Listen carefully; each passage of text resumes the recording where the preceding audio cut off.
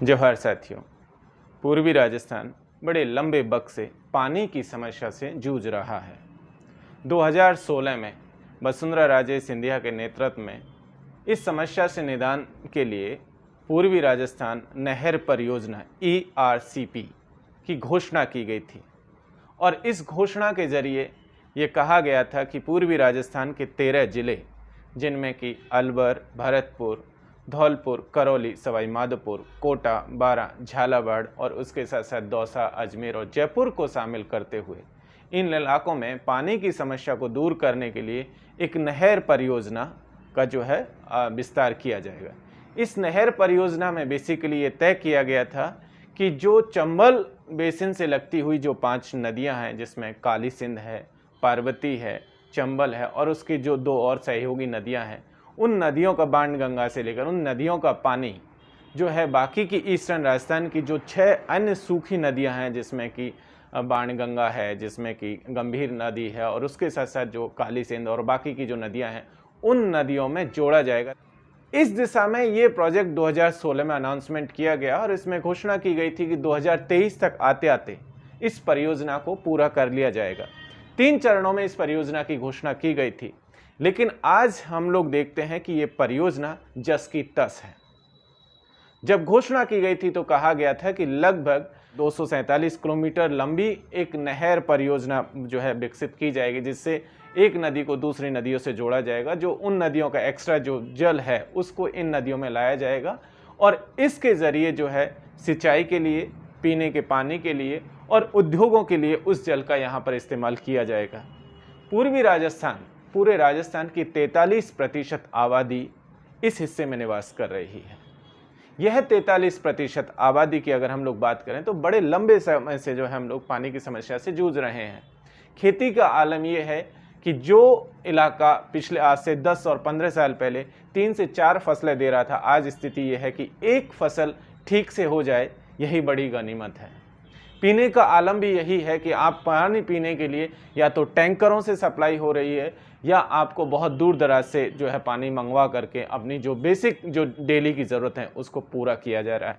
ऐसे में जब ये परियोजना की घोषणा की गई थी तो एस्टिमेट लगाया गया था कि लगभग 40,000 करोड़ रुपए का खर्च इस परियोजना के ऊपर आएगा।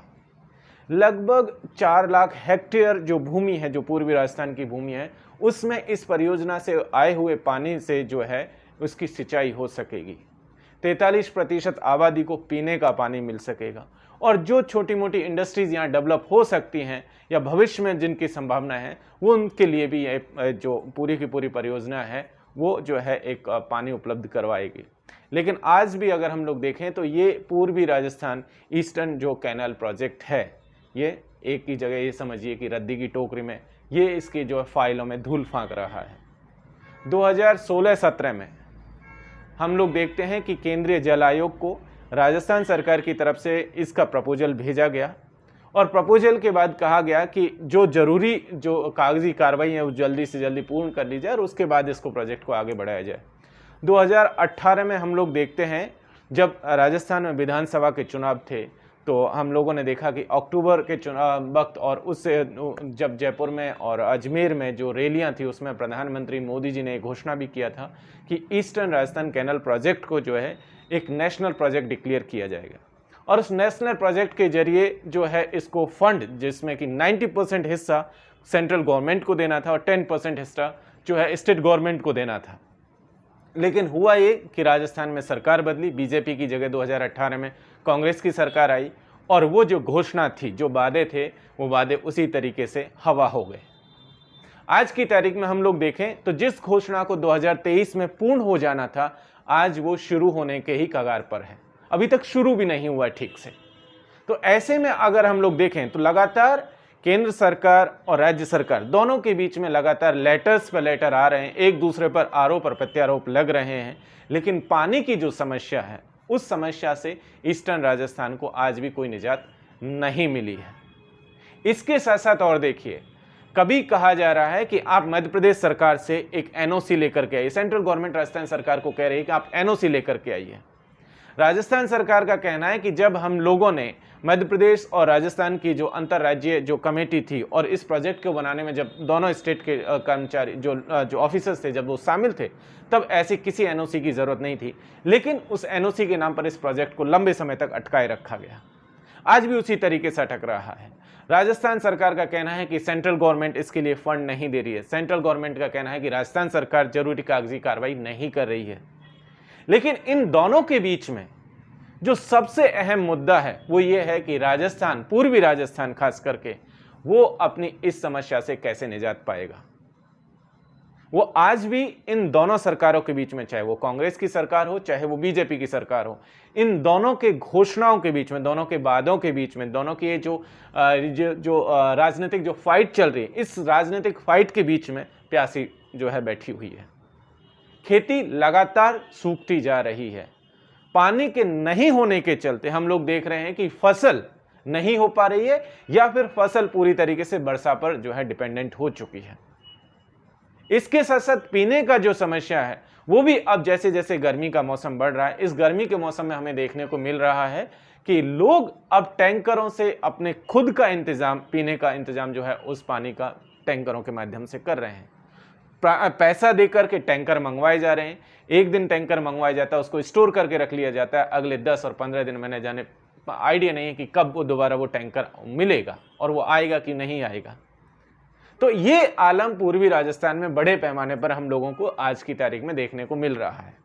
इन सब के बीच में जो चीज जरूरी है इसमें हो ये रहा है कि लगातार जैसे ही लोग मांग करते हैं कि इस प्रोजेक्ट को आप नेशनल प्रोजेक्ट बनाइए या फिर इसको स्टेट का प्रोजेक्ट बनाइए, लेकिन लोगों को पानी की इस समस्या से निजात कब मिलेगी, इस सवाल का कोई जवाब किसी के पास नहीं है। अब जैसे जैसे विधानसभा चुनाव नजदीक आ रहे हैं, अगले वर्ष 2023 में विधानसभा के चुनाव हैं, तमाम नेता, तमाम पार्टियां इस मसले को जो है एक पॉलिटिकल टूल के बतौर इस्तेमाल करना शुरू कर दी है। पिछले दिनों हम लोगों ने देखा, अभी 3 से 4 दिन पहले 8-7 अप्रैल को जब इसी मसले पर जब नीति आयोग की बैठक हुई थी, उस बैठक में भी ये मुद्दा आया था और उसके बाद हम लोगों ने देखा कि केंद्रीय जो जल संसाधन मंत्री थी गजेंद्र सिंह शेखावत साहब और जो राजस्थान की सरकार थी, उसके बीच में जुबानी जो जंग थी वो तेज हो गई। हर कोई एक दूसरे पर राजनीति छोड़ देने का जो है इल्जाम लगा रहा है। हर कोई एक दूसरे को झूठा साबित करने पर तुला हुआ है। और अब क्योंकि जैसे जैसे चुनाव आते जा रहे हैं, ये मुद्दा ईस्टर्न राजस्थान के लिए सबसे अहम मुद्दा बनता हुआ जा रहा है। लेकिन असल बात यह है कि सिर्फ और सिर्फ ये राजनीतिक मुद्दा है। ऐसे में हमारे सामने, पूर्वी राजस्थान की जनता के सामने ये चुनौती है कि इस मसले को कैसे आप डील करें। जैसे जैसे चुनाव आएंगे तमाम लोग आपके दरवाजे पर खटखटाएंगे। आपको तय करना है कि क्या आपको पानी मिलेगा या नहीं मिलेगा, और पानी मिलेगा तो कौन पानी आपको प्रोवाइड करेगा।